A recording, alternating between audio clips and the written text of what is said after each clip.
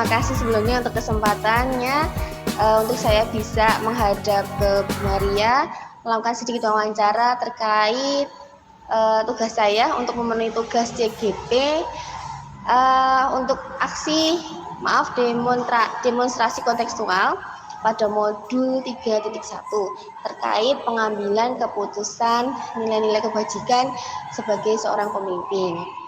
Ya, ada beberapa pertanyaan yang akan saya sampaikan terkait tema tersebut. Mohon Bu Maria nanti untuk memberikan bantuan kepada saya, memberikan beberapa informasi yang sekiranya saya butuhkan. Baik, kita masuk ke pertanyaan pertama, Bu Maria. Dalam menjalankan peran Bu Maria sejauh ini sebagai seorang pemimpin di sebuah lembaga, kepala sekolah, baik di sekolah sebelumnya atau di tempat yang sekarang, kira-kira bagaimana Bu Maria dapat mengidentifikasi kasus-kasus yang merupakan dilema etika atau bujukan moral, gitu Bu? Sebenarnya banyak banget ya Mbak kasus-kasus itu yang terjadi di lapangan ya. Kami identifikasi kasus-kasus itu dari etika moralnya. Ya, pertama kita pendekatan terlebih dahulu ya. Pendekatan terlebih dahulu apa yang perlu untuk Mbak? Untuk diidentifikasi seperti misalnya kalau kasus mengenai guru ya kita disiplinkan dulu. Nah, disiplinkan dulu, kalau nanti sudah disiplin kita kan enak ngomongnya. Dan selain itu kita kita kerjasamanya itu. Maksudnya kerjasamanya itu kita dulu agar supaya kita mempunyai satu visi. Penyamaan visi dan persepsi. Dan persepsi itu yaitu yang terpenting. Untuk anak-anak itu sangat terpenting itu ya disiplin dan pembentukan karakter. Jadi pada zaman sekarang ini ya Bu ya. Itu karena penting sekali pembentukan karakter. Nah, kalau karakter sudah terbentuk itu kan mau apa-apa gampang. Mau mendisiplinkan anak seperti apapun, kalau karakternya sudah terbentuk itu lebih mudah. Jadi kita bisa mengingat sebuah pepatah mengatakan adab dulu baru ilmu gitu ya Bu. Betul. Kalau orang sudah beradab itu tentu ilmu gampang masuk. Apapun gampang masuk. Kalau itu sudah beradab. Dan kalau orang yang sudah beradab itu sudah tidak kita suruh-suruh, itu pun sudah ngerti sendiri. Berarti kalau kita ingat kembali, kalau seperti pembelajaran di kelas itu, seorang guru bisa memberikan materinya kalau muridnya sudah ada kesiapan belajar. Artinya kalau seseorang sudah memiliki pertanyaan kedua di BC, selama ini bagaimana Bu Maria dalam menjalankan pengambilan keputusan di sekolah Bu Maria, terutama untuk kasus-kasus di mana ada dua kepentingan yang sama-sama benar atau sama-sama mengandung nilai kebajikan. Sama-sama sulit ini Bu. Ini Mbak, misalnya ada kasus-kasus seperti itu ya kita diskusikan terlebih dahulu bersama rekan-rekan. Kita diskusikan ini ada kasus seperti ini, itu bagaimana kita harus ambil kebijakan gitu, atau ambil suatu keputusan. Kalau nanti saya memutuskan sendiri berarti kan itu nilai-nilai demokrasinya juga tidak kena ya. Jadi kalau segala sesuatu itu pasti kita diskusikan lagi. Jadi atas kesadaran bersama ya Bu ya. Jadi nanti jika sebuah kesepakatan itu muncul dari kegiatan yang sebenarnya sudah diobrolkan atau dimusyawarahkan, insya Allah lebih mudah untuk diterima satu sama lain. Walaupun tidak bermaksud keputusan yang tidak jadi diambil bukan keputusan yang tidak baik, bukan jadi hanya saja mungkin dari berbagai pertimbangan dari semua anggota musyawarah ada keputusan yang jauh lebih bijaksana untuk diambil. Iya. Gitu kurang lebih ya Bu Itu ya. yang terbaik. Kalau Iya. kita obrolkan bersama itu tentunya kan ada masukan-masukan, Iya. kemudian kita simpulkan jadi ada keputusan yang terbaik. Iya, bisa terbaik gitu Iya. ya. Baiklah. Lanjut pertanyaan ketiga ya Bu. Kemudian langkah-langkah atau prosedur seperti apa yang biasanya Bu Maria lakukan selama ini untuk mengambil keputusan tersebut? Tadi sudah disebutkan misalnya musyawarah kayak gitu ya. Iya. Mungkin ada lagi. Ya, kalau prosedurnya ya kita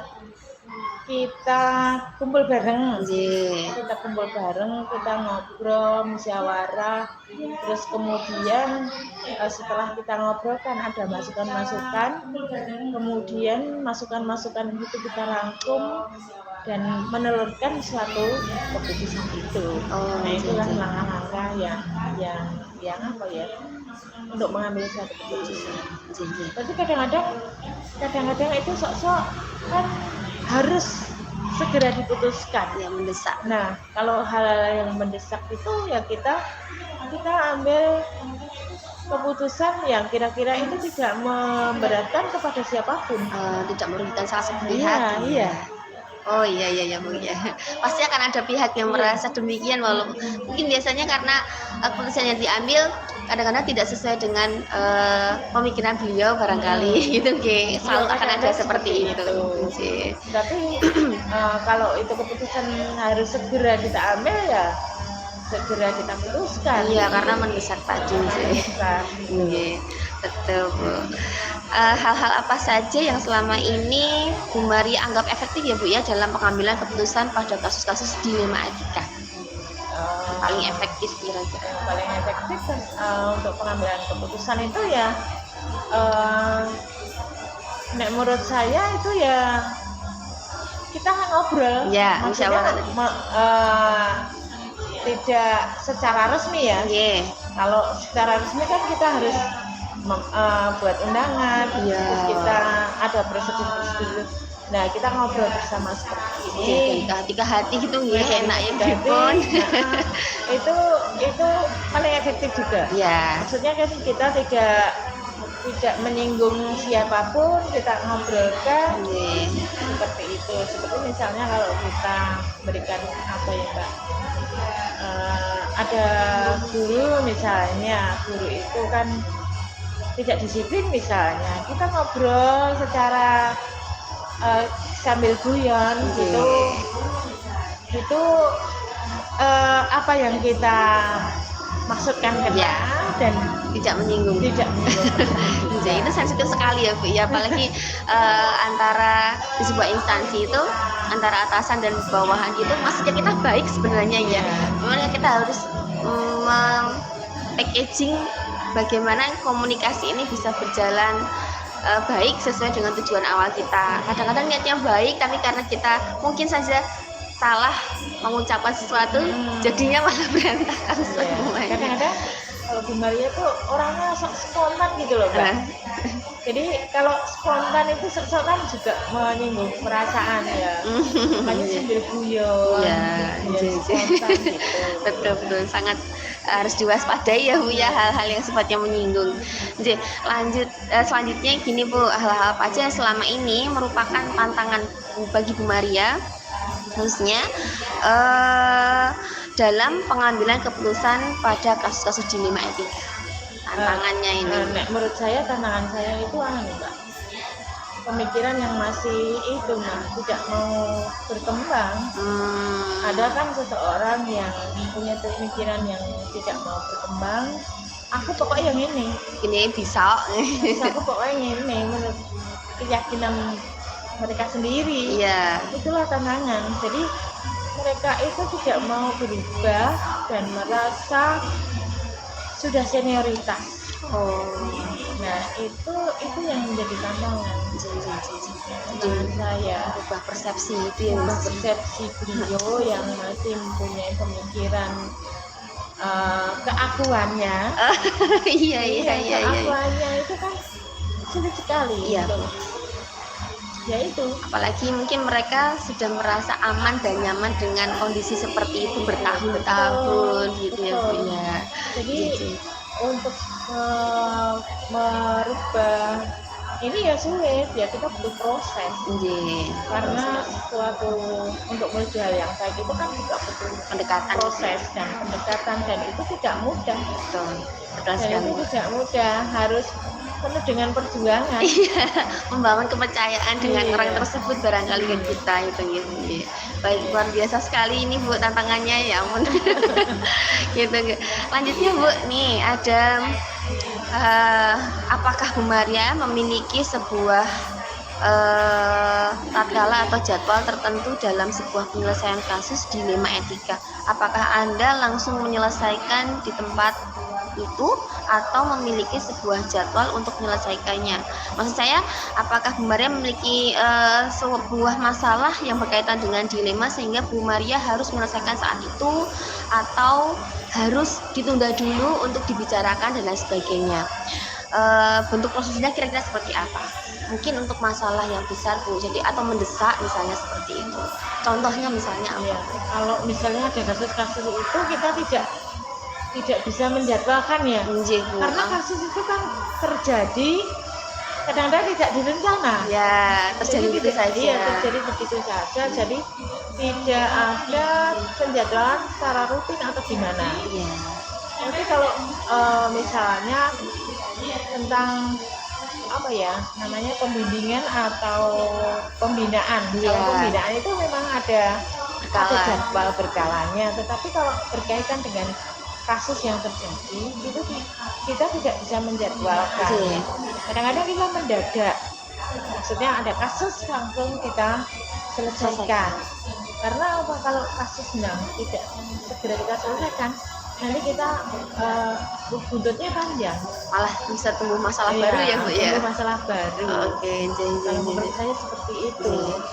Prosedurnya mungkin ya seperti biasa dibicarakan dulu, ada seperti ini. Ya misalnya kan kalau ada kasus ya kita konfirmasi terlebih dahulu. Ya, Kita Mas. konfirmasi kenapa terjadi demikian.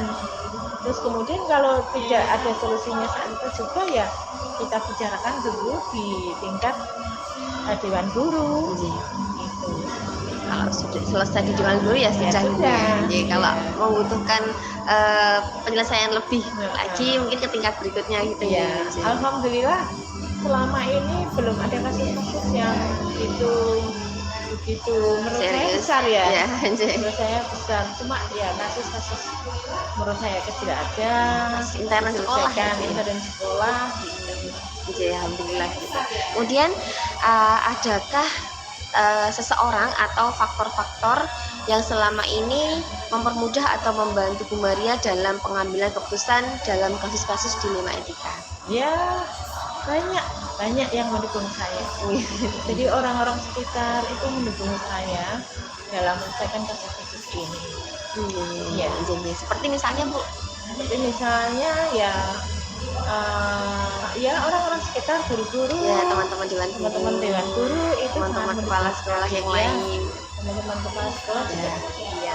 Tapi yang paling banyak itu ya orang-orang di sekitar kita Oh, iya. yang ada di lingkup keluarga kita. Betul, ya, setiap Itu saat yang bisa kita pasti temui setiap ya. saat selalu ada. Iya, begitu kita ada, kita ngobrol gitu aja gitu ya. Kadang-kadang dukungan itu mengalir begitu saja. Jadi ini pertanyaan terakhir Bu Maria. Ya, Jadi, dari semua hal yang telah disampaikan, kira-kira pembelajaran apa yang dapat Bu Maria ambil ya, atau ibrah atau semacam itu dari pengalaman Bu Maria dalam mengambil keputusan dilema etika? Iya. Banyak kasus, banyak yang akhirnya kita bisa ambil pelajaran Iya. gitu.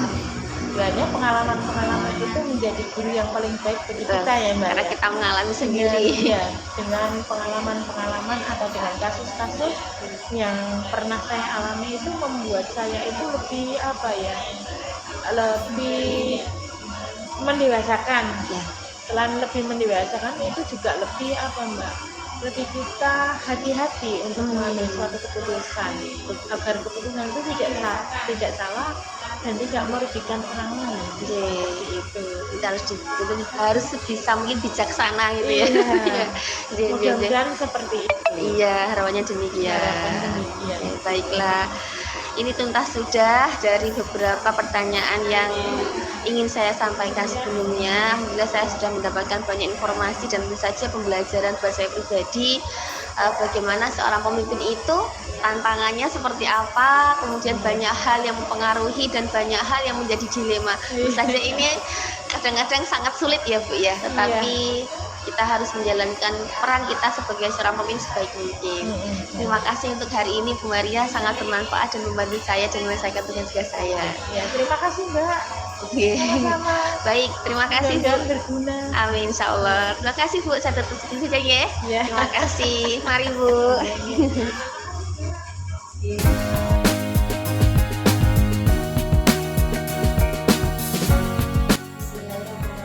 Assalamualaikum warahmatullahi wabarakatuh. Waalaikumsalam warahmatullahi wabarakatuh. Alhamdulillah, terima kasih sebelumnya Pak untuk waktu yang diberikan kepada saya, kesempatan walaupun saya harus pulang ke rumah sih Pak.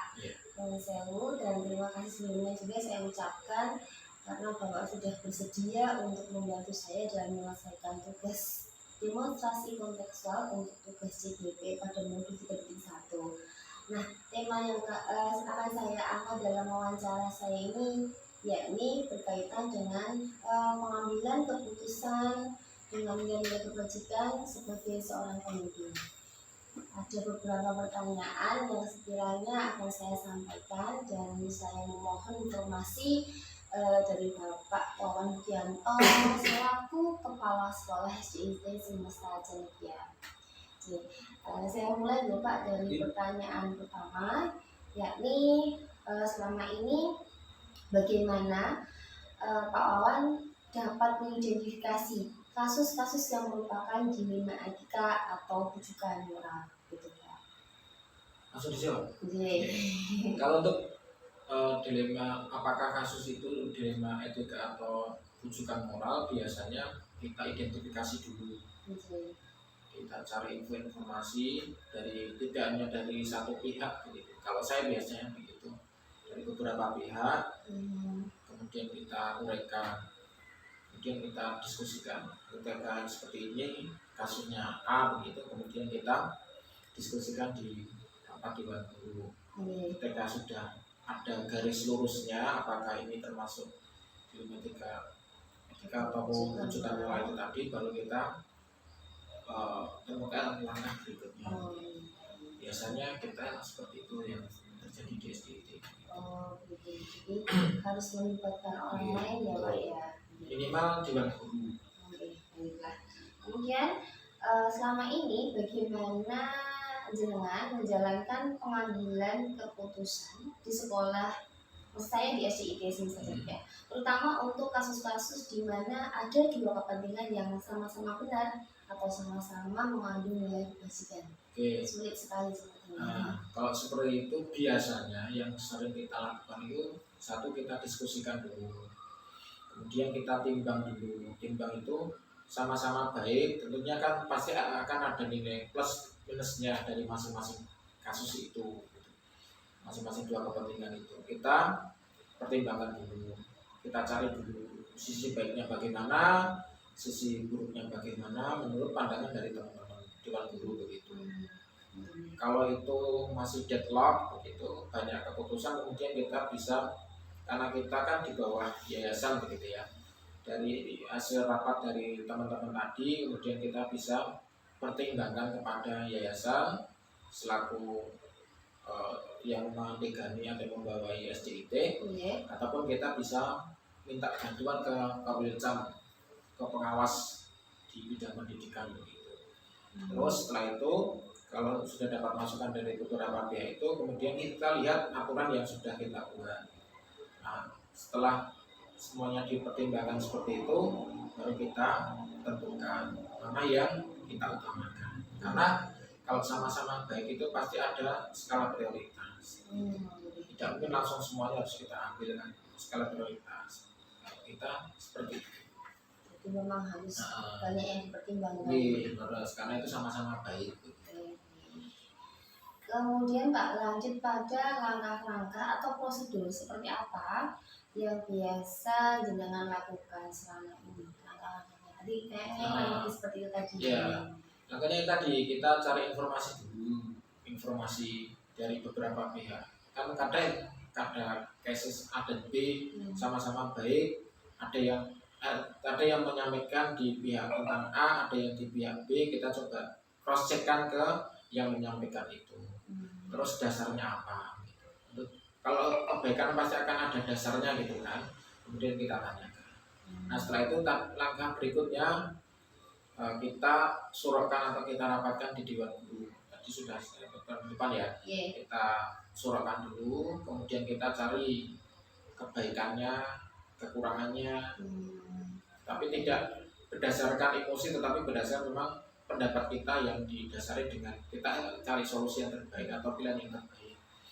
Kalau setelah itu kemudian kita konsultasikan ke pengawas di Korwilca atau kalau dulu UPT gitu atau ke yayasan yang menaungi kita. Tentunya dengan pertimbangan-pertimbangan dari beberapa pihak seperti itu, kemudian kita juga memperhatikan aturan-aturan yang sudah kita buat, skala prioritasnya bagaimana, baru kita ambil keputusan bahwa misal, oh berarti ini yang lebih baik. Sehingga nanti harapannya dengan keputusan beberapa orang tadi, pemikiran beberapa orang, sudut pandang beberapa orang tadi, harapan kita kasus yang kita hadapi itu, dilematika yang kita hadapi itu menjadi pilihan yang terbaik buat kita di instansi kita masing-masing.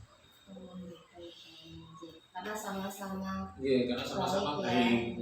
Terus gini Pak, menurut panjenengan nih, hal apa saja yang selama ini dengan anggap efektif dalam pengambilan keputusan pada kasus-kasus dilema kita?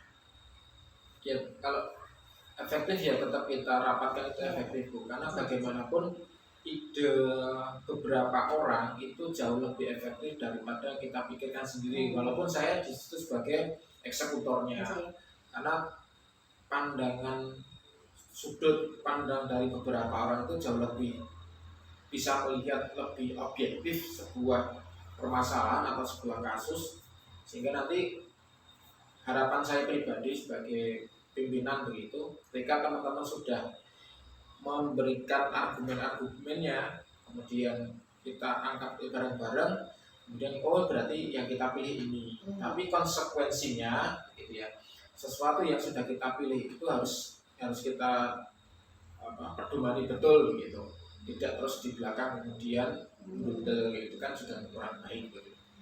Ini harus kita selesaikan, kemudian nanti apapun resikonya gitu. Pasti sebuah pilihan itu akan ada resiko, tapi ketika resiko itu sudah kita antisipatif di depan gitu ya, ada aturan-aturan yang kita buat, kemudian ada pertimbangan dari beberapa teman Dewan Guru. Bahkan kalau di SDIT itu tidak hanya Dewan Guru yang kita minta pertimbangan, bahkan tenaga pendidikan juga kita minta pertimbangan, kadang-kala kita juga lakukan seperti itu. Kemudian ada masukan-masukan dari tadi stakeholder kita itu juga akan lebih efektif. Insyaallah. Masukan mereka jadi manfaat. Terima kasih Pak. Lanjut pada pertanyaan berikutnya. Menurut panjenengan iki hal apa saja yang selama ini merupakan tantangan bagi panjenengan dalam mengambil keputusan untuk kasus-kasus dilema etika? Tantangannya itu adalah egoisme. Egoisme. Tentu seseorang ketika ada sebuah kasus begitu, dan semisal saya memberikan masukan, ini kelebihannya begini, kekurangannya begini, begitu. Otomatis nanti saya pasti akan mempertahankan argumen saya. Pun dengan teman yang lain juga sama. Nah, disitulah seninya malah di situ kalau saya. Malah seninya di situ. Disitulah kemudian musyawarah mufakat, disitulah yang sering harus kita pertimbangkan begitu. Jadi bagaimana kita itu bisa menekan egoisme kita, kemudian mencari solusi yang terbaik dari dua kasus ini untuk menghasilkan keputusan yang terbaik begitu. Bagaimana dicontohkan oleh Kanjeng Nabi kan begitu. Ketika mau ada acara apapun itu pasti beliau juga akan ini minta pertimbangan dari sahabat-sahabatnya. Padahal Kanjeng Nabi itu kan langsung dibimbing sama Gusti Allah gitu ya. Iya. Dan ketika keputusannya harus yang B, padahal Nabi itu pilihnya yang A, maka ya Nabi pilih yang B karena itu adalah keputusan bersama. Sama itu coba kami aplikasikan di sekolah kami. Jadi meskipun saya berpendapat A, kemudian kok rapat menghendaki yang B, padahal kalau dilihat dari sisi manapun kita yang A begitu. Iya. Tapi ketika teman-teman Dewan Guru itu memutuskan yang B, berarti ya sudah kita pakai yang situ. Nah, Itu itulah ada sesuatu yang betul, memberikan iya, dari sisi egoisme kita, terutama ego itu. Ego itu penting, apalagi di seorang pemimpin ya, pimpinan itu biasanya egoismenya tinggi. Nah, kita mencoba untuk mengerem itu. Pak. Kemudian gini Pak, jenengan kira-kira ada jadwal atau tata cara yang dimana jenengan di situ aktif atau terstruktur atau sesuai jadwal untuk menyelesaikan sebuah kasus dilema ini. Misalnya ada jadwal tertentu di mana kita harus menyelesaikan sebuah masalah atau kasus seperti itu atau ribon. Kalau yang kita alami di SDIT itu setiap pekan itu sekarang kan 5 hari masuk kerja gitu, 5 hari anak-anak sekolah gitu ya. Di hari Sabtu itu biasanya kita kumpul sama teman-teman. Kemudian kita akan bahas sebuah kasus atau masalah atau apapun di situ selama sepekan. Kemudian ya kita selesaikan ya selama sepekan, ya kita selesaikan pekan itu. Dan kita ini aplikasikan di pekan berikutnya. Terus begitu. Harapan kami ketika ada jadwal seperti itu tidak kemudian menumpuk beberapa masalah, tetapi masalahnya selesai di pekan ini, masalahnya selesai. Jadi biasanya kita pekanan.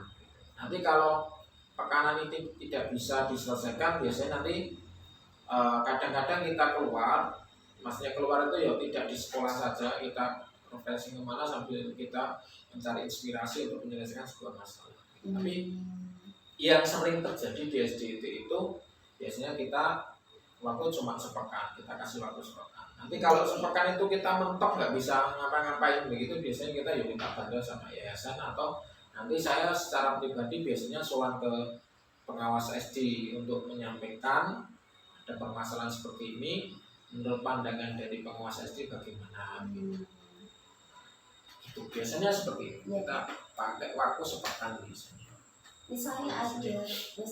Misalnya jika ada sebuah masalah yang sepertinya mendesak dan tidak bisa menunggu sampai akhir pekan, itu kalau yang kasus khusus begitu biasanya saya memanggil wakil kepala sekolah,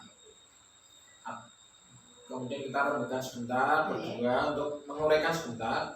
Kemudian nanti di hari itu yang pernah saya lakukan itu di hari itu ketika harus ada sebuah keputusan, saya biasanya karena di SDIT itu kan guru harus di ruang kelas ya sekarang ya, enggak, saya cukup WA saja sama teman-teman bahwa nanti jam sekian sampai jam sekian, tapi tidak terlalu lama, maksimal sampai asar gitu. Kita kan pulangnya jam 2, dan nanti jam 2 sampai asar ada masalah seperti ini harus kita lakukan, ini harus kita solusi gitu.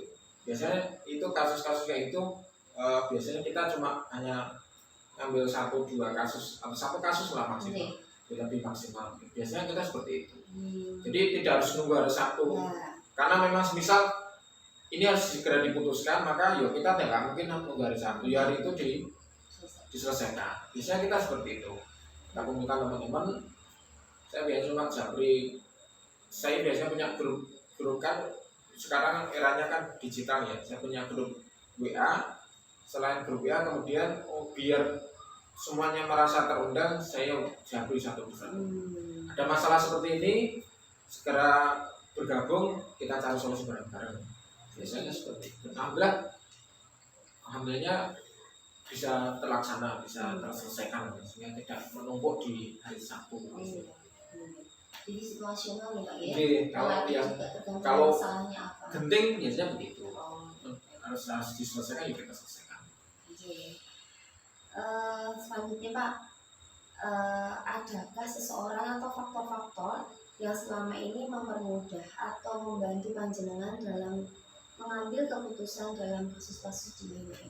Oke, saya biasanya tadi eh, wakil kepala sekolah itu biasanya saya bantu dengan beliau gitu, karena memang beliau yang di lapangan. Saya kadang kan ada acara keluar begitu, kalau ada apa-apa biasanya dia menyampaikan ke saya. Nah terus nanti saya cross checkkan ke beberapa teman yang secara acak gitu aja, ada info gini bagaimana, oh ya itu berarti benar, kemudian kita selesaikan. Satu itu kalau dari internal, kalau dari eksternal, maksudnya dari internal sekolah kita. Kalau dari eksternal biasanya kita ada beberapa pengurus paguyuban kelas gitu, itu kita ya seperti kayak teman gitu. Kalau ada info-info apa itu beliau juga bisa membantu kita. Terus juga ada komite sekolah yang bisa kita minta bantuan. Alhamdulillah komitenya masih senior saya gitu, jadi saya bisa nyariin di sana. Sama tadi dua stakeholder utama kita, yayasan sama pengawas dari SD itu juga kita manfaatkan. Jadi alhamdulillah selama ini saya didukung oleh beberapa teman-teman itu ya, baik dari internal ada maka kurikulumnya, kemudian nanti ada beberapa guru-guru yang saya anggap punya wawasan sudut pandang yang berbeda, itu internal kita. Kemudian ada orang tua, ada komite, ada pengawas, ada yayasan, bahkan ada beberapa, saya kadang juga parent gitu ya, tanya-tanya dengan beberapa kepala sekolah yang lebih senior gitu. Kan ya tidak kita tutupi bahwa seseorang yang lebih senior itu kan pengalamannya lebih banyak gitu. Dan kasus-kasus yang kita anggap sebuah besar itu kadang bagi orang yang sudah pengalaman les menunggu tahu tak lakukan mas harusnya begini, itu kadang juga mempermudah langkah saya ketika ada dilema etika seperti ini. Dan kalau di SDT dilema etika itu sering dan benturan itu pasti begitu. Tapi bagi kami ya tadi kita harus skala prioritas, sama-sama baik kita timbang, kemudian kita eksekusi yang kebaikannya atau kemaslahatannya itu jauh lebih banyak. Kemudian kita komeraskan dengan aturan-aturan yang sudah kita buat sendiri, misi-misi yang sudah kita buat, sehingga dilema ini, harapan kami dilema yang ada ini bisa malah kita jadikan momentum untuk mewujudkan visi misi besar di SDIT. Iya Pak, ini menginjak pertanyaan terakhir dari semua hal yang telah dengan sampaikan tadi. Saya yakin banyak hal yang jenengan dan para guru dapat, yakni berupa pembelajaran itu ya. Kira-kira apa Pak pembelajaran yang jenengan dapatkan setelah beberapa kali menemui dilema etika dan bagaimana cara menyelesaikannya gitu? Yang jelas satu, menambah wawasan kita. Kemudian menambah kedewasaan berpikir. Yang ketiga, bisa sebagai sarana untuk mensolidkan tim. Karena setiap kejadian itu pasti akan ada ibunya. Nanti apakah saat itu kita tahu atau nanti 1, 2, 3 tahun lagi. Jadi setiap momentum apapun itu, entah itu dilema etika, kemudian rujukan moral dan seterusnya, itu semuanya pasti akan ada ibrohnya. Tapi ibroh yang paling gampang di situ adalah yang jelas itu tadi, menambah wawasan kita. Karena kalau ada kasus seperti ini, kasus A begitu, pasti akan membuat kita berpikir. Jadi bagaimana kasus ini bisa kita lakukan, masalah ini bisa kita selesaikan dengan mempertimbangkan beberapa hal tadi. Otomatis dengan seperti itu akan memaksa kita, baik guru, kepala sekolah dan stakeholder yang lain untuk apa? Untuk berpikir, membuka wacana. Gitu. Kalau tidak ada masalah nanti malah kita nggak bisa ini. Saya ingat sebenarnya bukan masalah, cuma kadang itu ya itu ya masalah, tapi kadang juga bukan masalah. Kadang kita mikirnya masalahnya itu ternyata berat, ternyata ketika kita hadapi bareng-bareng itu ya tidak begitu berat, ringan-ringan saja. Iya, sederhana saja. Sederhana ya, sebenarnya kalau saya asalkan teman-teman saya di Dewan Guru itu masih kompak, kita tujuannya satu gitu ya, kita wujudkan visi besar SDIT sudah. Kalau kita sudah tujuannya adalah sebuah visi besar kita bersama itu, maka masalah-masalah yang timbul dan yang kerikil-kerikil kecil yang memang sudah disetting oleh yang Maha Kuasa untuk apa? Untuk kita bisa mewujudkan visi besar kita. Saya seperti itu. Luar biasa sekali. Oke. Terima kasih sekali karena ini sudah merupakan pertanyaan terakhir dan saya kira sudah cukup juga.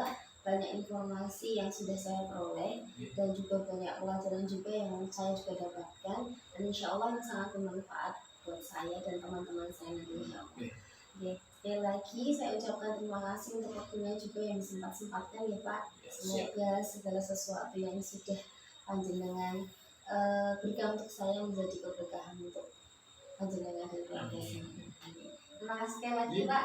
Saya sekalian ingin pamit karena sudah mendapatkan banyak hal yang tadi saya dapatkan. Matur suwun Pak ya. Assalamualaikum warahmatullahi wabarakatuh. Waalaikumsalam.